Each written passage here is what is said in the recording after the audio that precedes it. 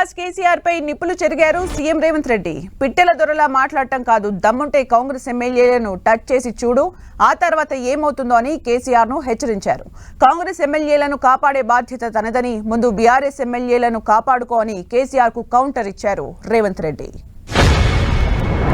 అరే పిల్లగా, నీ కారు ఖరాబు కాలే, నీ కారు ఇంజను అనుము చెడ్డది, ఇంకా మళ్ళా రాదు, తూకానికి అమ్ముడే, తూకం పెట్టి అమ్ముడే, వర్క్ షాప్ నుంచి మళ్ళా ఇంటికి రాదు, ఇనుప సామాన్లోనికి తూకం పెట్టి అమ్ముడే. నీ కారు నీ అయ్యనడుగు కావాలంటే ఇంటికి పోయి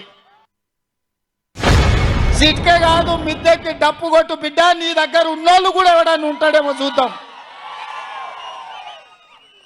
గతంలో లాగా కాంగ్రెస్ ఎమ్మెల్యేలు గొర్రెల మంద తొడేళ్లలాకొచ్చి తేప కొట్టి కొట్టుకపోదాం అనుకుంటున్నాం బిడ్డ.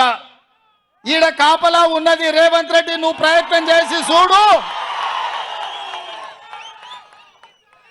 ఈడ మా ఎమ్మెల్యేలను కంచేసి కాపాడుకునే శక్తి హైటెన్షన్ వైరు రేవంత్ రెడ్డి ఉన్నాడు బిడ్డ, వచ్చి ముట్టుకో.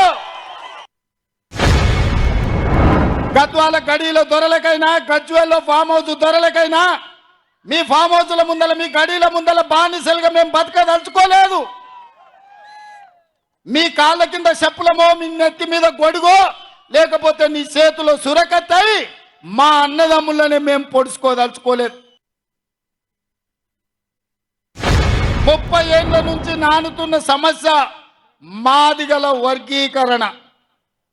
మాదిగ ఉపకులాల వర్గీకరణ కోసం పార్లమెంటులో కాదు, సుప్రీంకోర్టులో కొట్లాడి వర్గీకరణను సాధించే బాధ్యత నాది, మా మిత్రుడు సంపత్ కుమార్ అని చెప్పి నేను ఈరోజు చెప్పదలుచుకున్నా.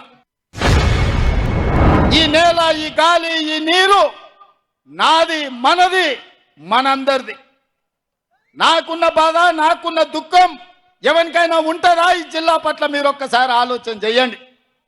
ఎన్నడైనా ఎంతెత్తుకు ఎదిగినా ఢిల్లీకి రాజైనా తల్లికి బిడ్డ అన్నట్టే నేను ఈ పాలమూరు బిడ్డను, ఈ పాలమూరును అభివృద్ధి చేసే బాధ్యత నాది.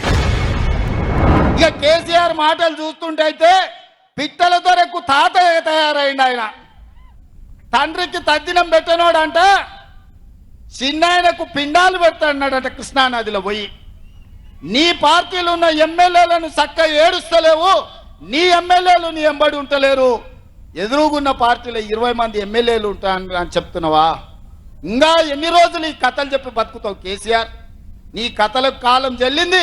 నీ కారు అణం జడ్డి ఆడ షెడ్డుకు పోయింది.